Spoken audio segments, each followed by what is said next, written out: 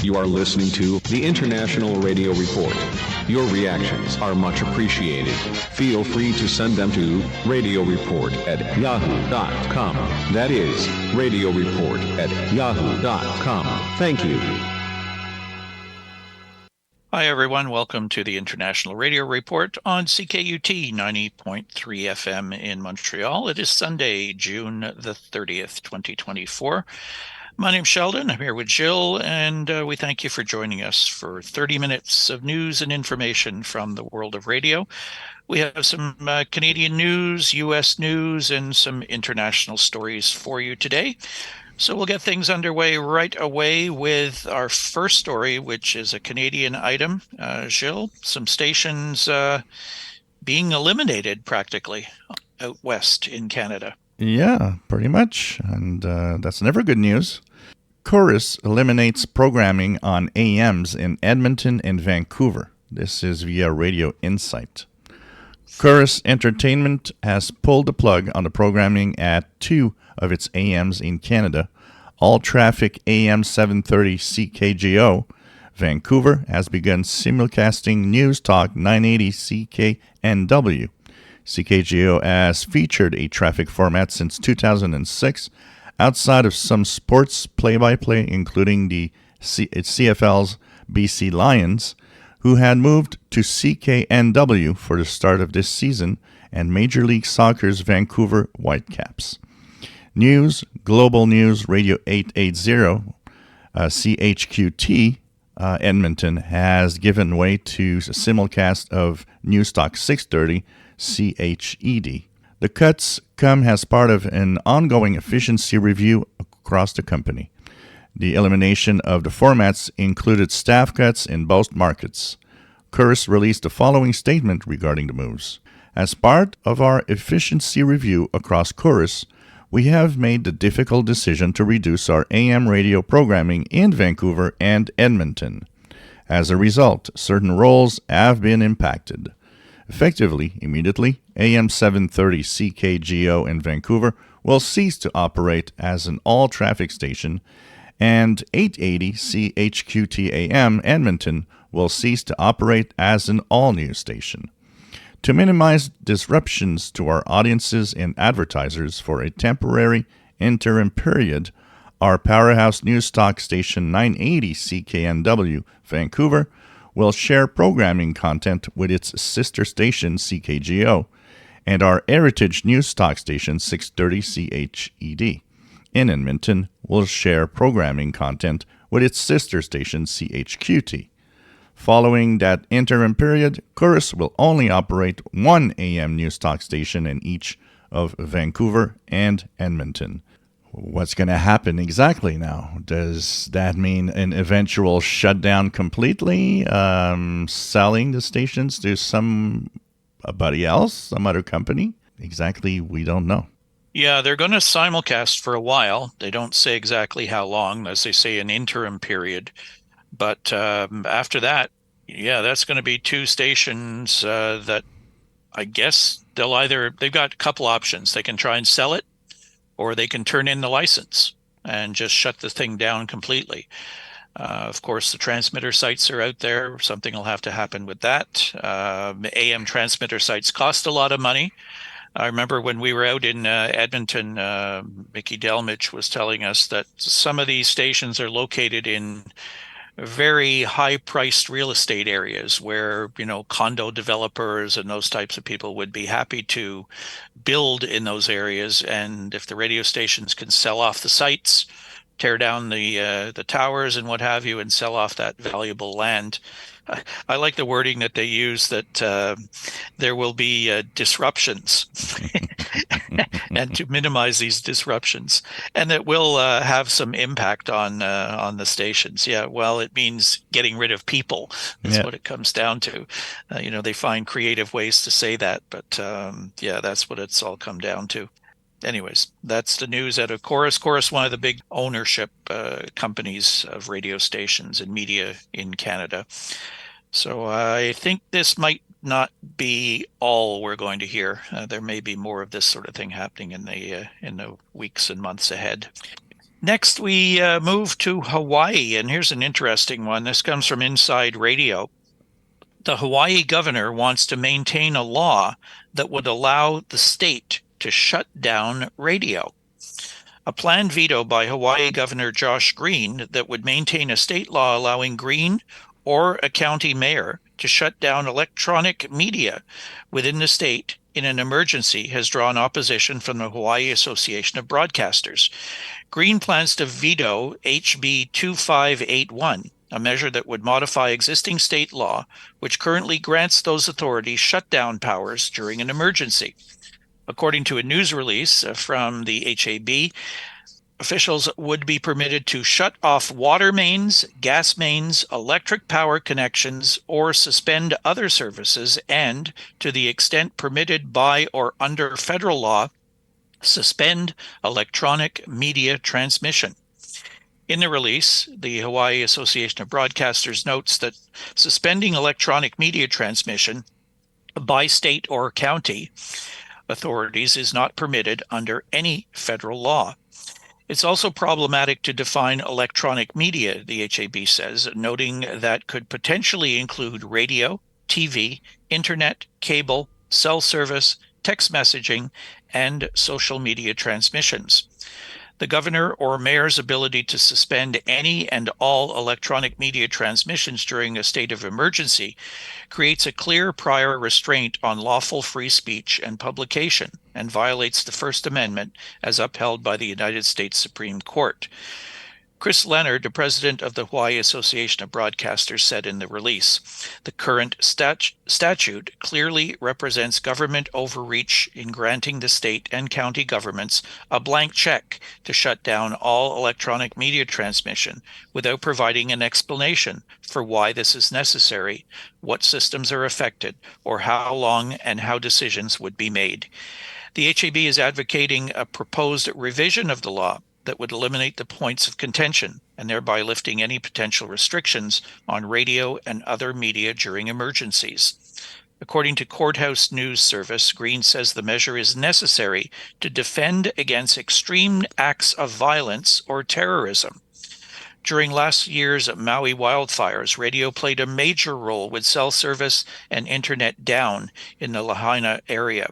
For those in affected areas in need of information and aid, AM/FM became the only viable method of communication. So this doesn't sound like a very good idea.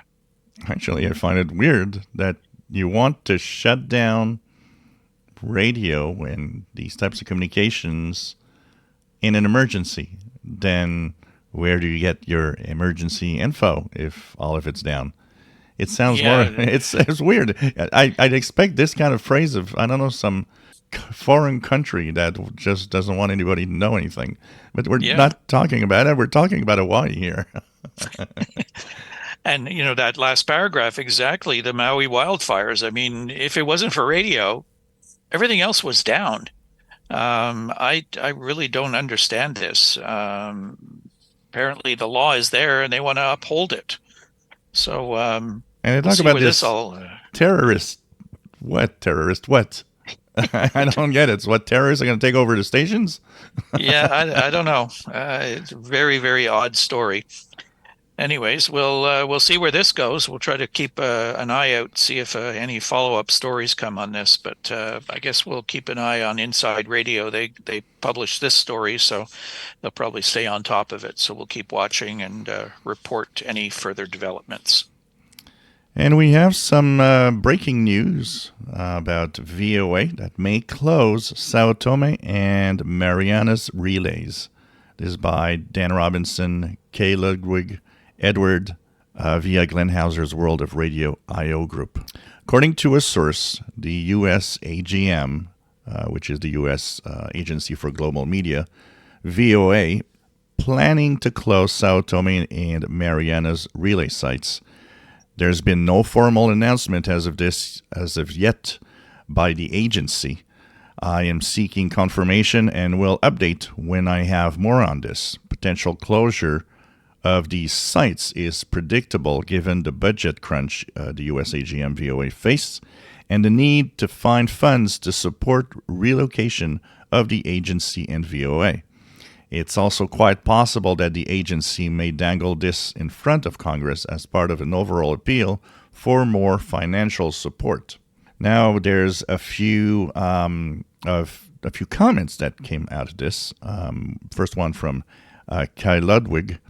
It says, Marianas, Saipan, Tinian, or both. In case not only the small Saipan station is slated for closure, it raises more questions, assuming that the transmitters in the Philippines remain off limits for Radio Free Asia. It could turn out that Chinese language radio will finally cease, as it was planned already a decade ago and has long been done by the other big players. At the same time, continuing Tibetan and Uyghur radio could be an explanation for keeping the facilities in Germany, even when such notable closures of shortwave infrastructure are on the agenda.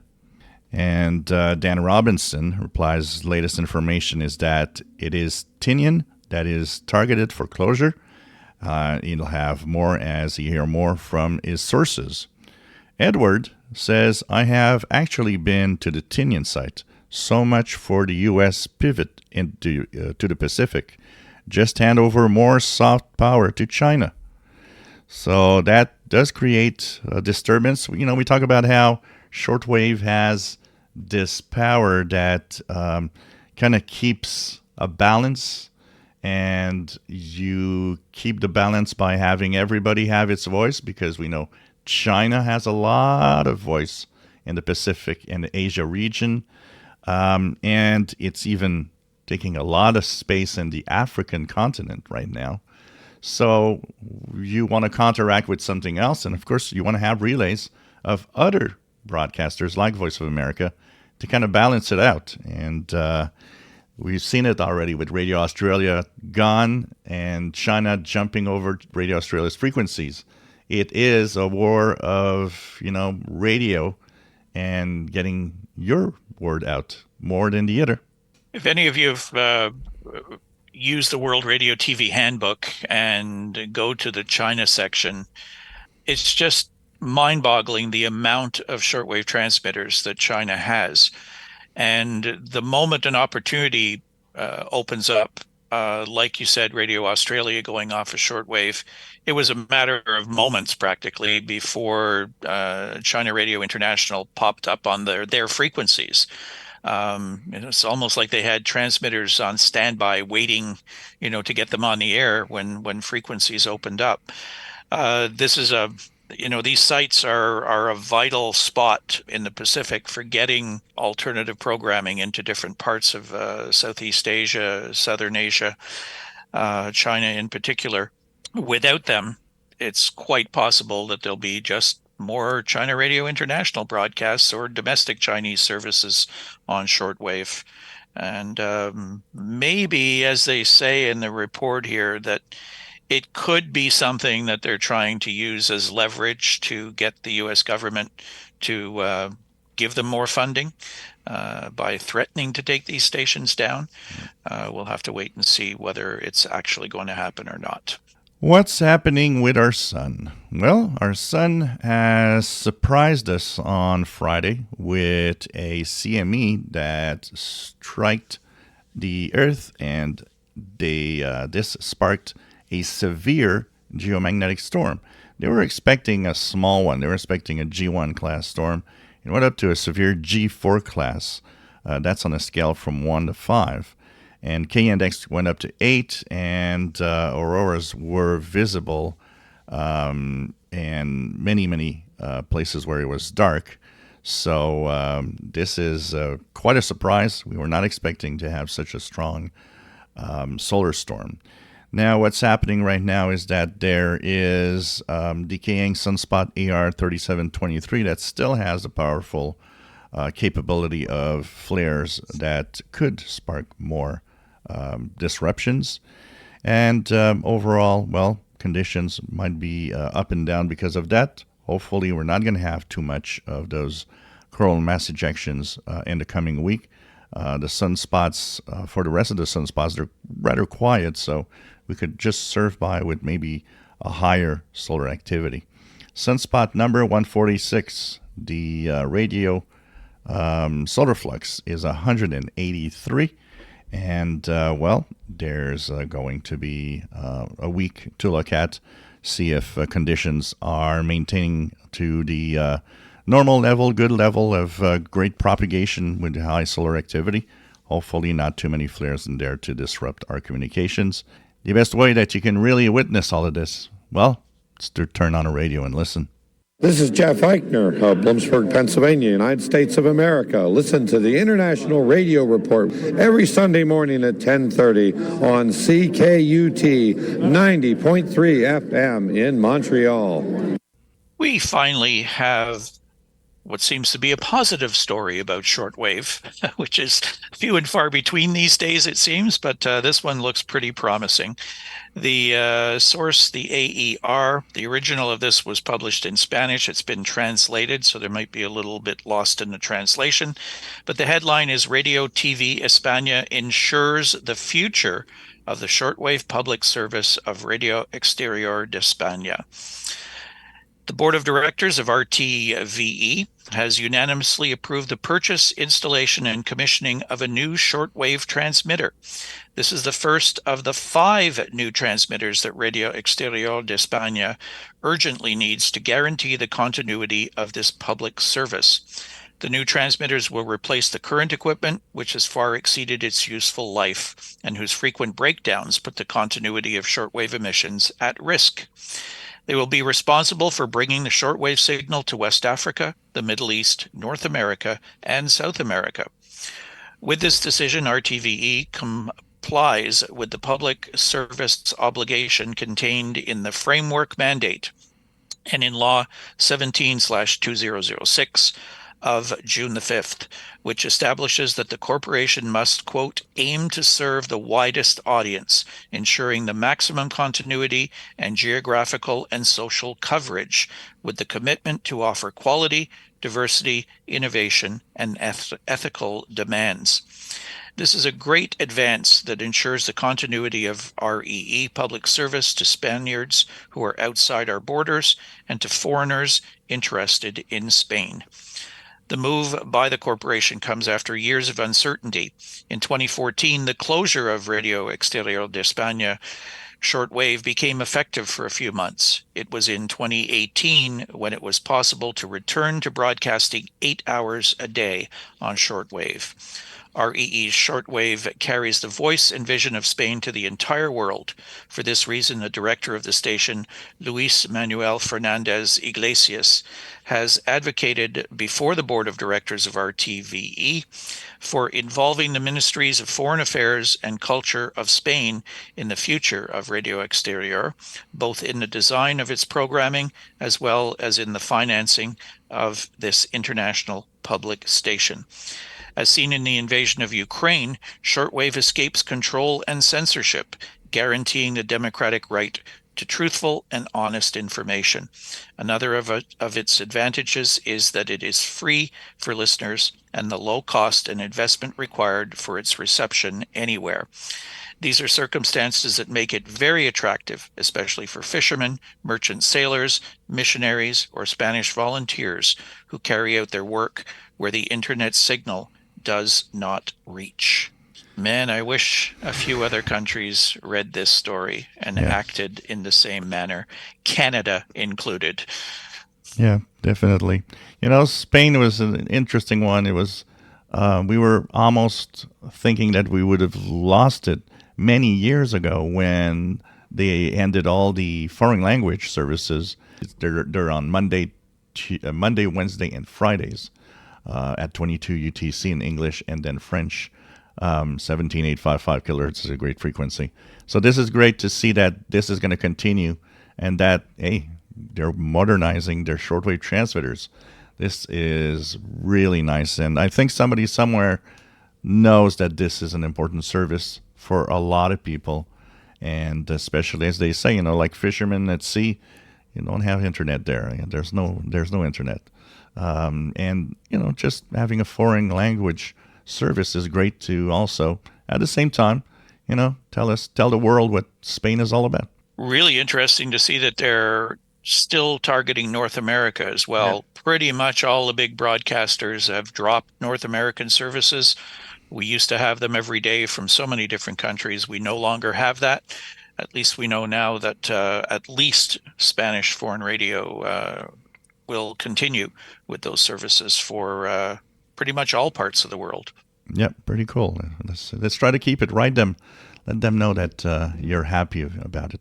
In our next story, a Vatican radio territory in North Rome, once blamed for electro-smog, will become a solar farm.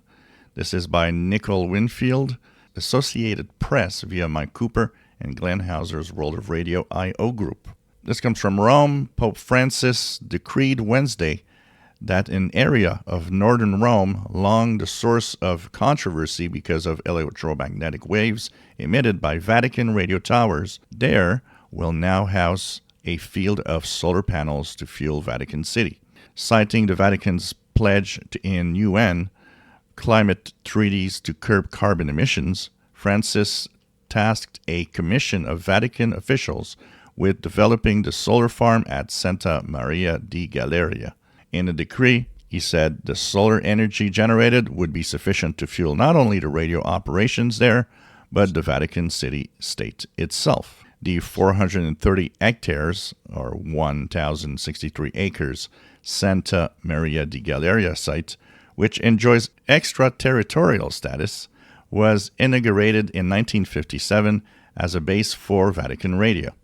At the time, the Pope's broadcaster transmitted Catholic and Vatican news in dozens of languages around the world via 24 short and medium-wave radio antenna, crowding the landscape. As the once rural area, some 35 kilometers, 20 miles north of the Vatican, became more developed, residents began complaining of health problems, including instances of childhood leukemia, which they blamed on the electromagnetic waves generated by the towers. The Vatican long insisted there was no causal link. In the 1990s, residents sued Vatican radio officials, claiming the emissions exceeded the Italian legal limit, but the court cleared the transmitter.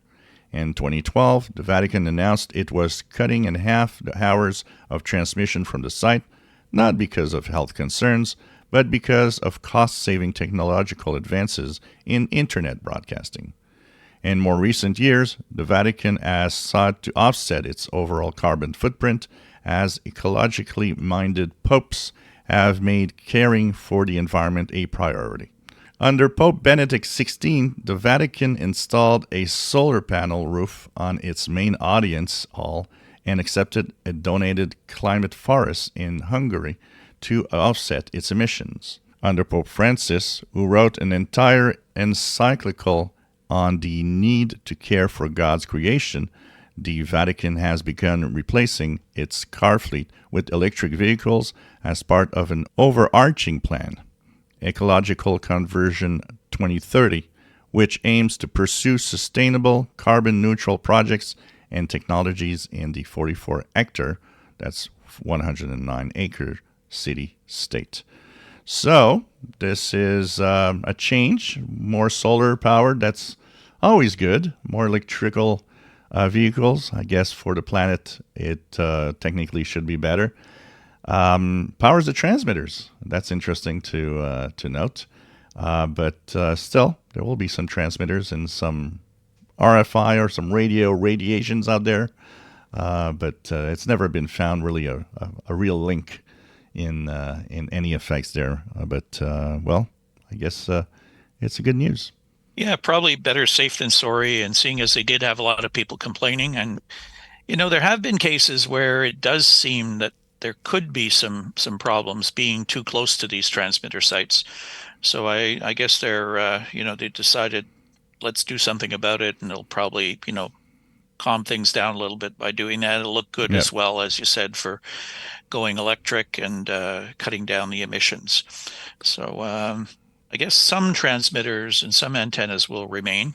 Yeah. But that was a pretty big site. Vatican Radio has always been a pretty major broadcaster, actually. Yeah, and I think where the complaints came from were much more on the extremely powerful medium wave transmitter they had.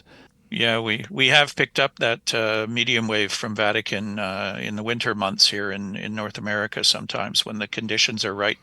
So that one definitely, and that's running pretty much all day. So that would have been putting out a lot of power.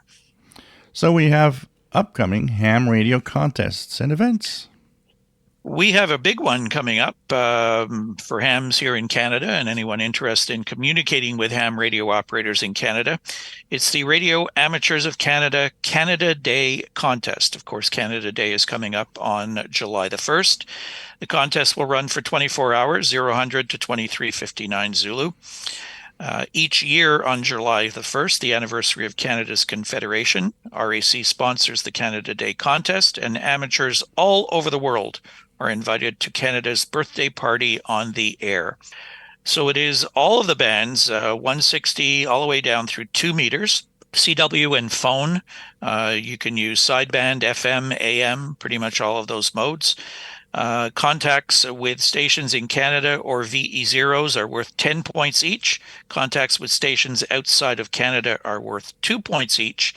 And each province will have a special RAC amateur radio station on the air. And for each one of those contacted, it's worth 20 points. So look for those prefixes in Canada, VA2, 3, VE1, 2, 3, 4, etc., all ending with the suffix RAC for Radio Amateurs of Canada. So check out the RAC website for all of the details on the contest itself. It's always a lot of fun, a lot of Canadian hams on the air celebrating Canada Day here in our country. We have the Venezuelan Independence Day Contest, 0000 Zulu to 2359 Zulu, July 6th, organized by the Radio Club Venezolano, bands 10, 15, 20, 40, and 80, and the modes are SSB, CW, and PSK. The New Zealand Association of Radio Transmitters Incorporated is holding their memorial contest, 800 Zulu July 6th to 1100 Zulu July the 7th. It's 80-meter band only, but both CW and SSB modes. We have the Marconi Memorial HF Contest, 1400 Zulu July 6th to 1400 Zulu July 7th, organized by the Italian Radio Amateur Association. The aim, the Marconi Memorial Contest HF, commemorates the 2nd century of radio and its father, Guglielmo Marconi. It's a worldwide competition. Everybody can work everybody. Only CW, so that's Morse code. And the bands are 10 through 160 meters, except the work bands. The Penn Ohio DX Society is holding their 070 Club 40-meter Firecracker Sprint, 2000 Zulu July 6th to 2000 Zulu July 7th. The band is 40 meters. The mode is PSK 31. And we are out of time. We thank you for tuning in today. You can listen to our program if you missed it on YouTube, on our YouTube channel, which is at IRR. You can email us, radioreport@yahoo.com. Our show also is live streaming and archived at ckut.ca, the website for our station, CKUT FM in Montreal. Our Facebook group is called International Radio Report. We invite you to join. And we do have an X account. We are at IRRCKUT. We invite you to follow us there. Have a great week, everybody. To all our Canadian listeners, a good Canada Day. And to our American listeners, happy 4th of July as well. We thank you for tuning in. We'll talk to you again next Sunday morning on the International Radio Report on CKUT 90.3 FM in Montreal. Bye-bye for now. Bye-bye. Radio Canada International. Radio Canada International.